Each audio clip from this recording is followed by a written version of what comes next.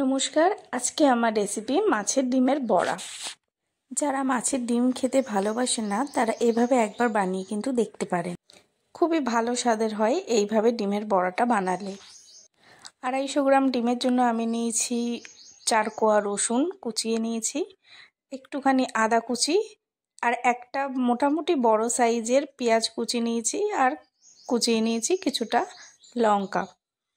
এবার আমি মাছের ডিমের মধ্যে পেঁয়াজ, লঙ্কা, আদা আর রসুন কুচি দিয়ে দিচ্ছি, আর দিয়ে দিচ্ছি হলুদ গুঁড়ো আর স্বাদ মতো নুন।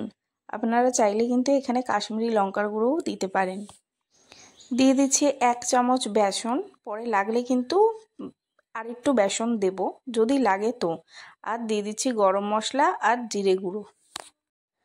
আমার কাছে অল্প একটু চালের গুঁড়ো ছিল, সেটাই দিয়েছি, আর দিয়েছি কালো জিরে।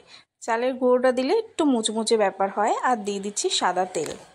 এবার এই মিশ্রণটাকে ভালো করে মেখে নিয়ে কড়াইতে সাদা তেল দিয়ে তেলটা গরম হয়ে আসলে একে একে কিন্তু বড়াগুলো ছেড়ে দিচ্ছি।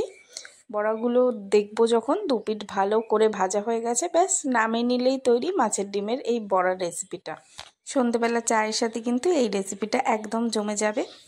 ভিডিওটি ভালো লাগলে লাইক, কমেন্ট, শেয়ার করে পাশে থাকবেন। সাবস্ক্রাইব করতে কিন্তু ভুলবেন না। বড়াগুলো খাওয়ার আগে উপর থেকে একটু বিট লবণ ছড়িয়ে দেবেন। একদম তৈরি হয়ে যাবে মুখরোচক একটি খাবার।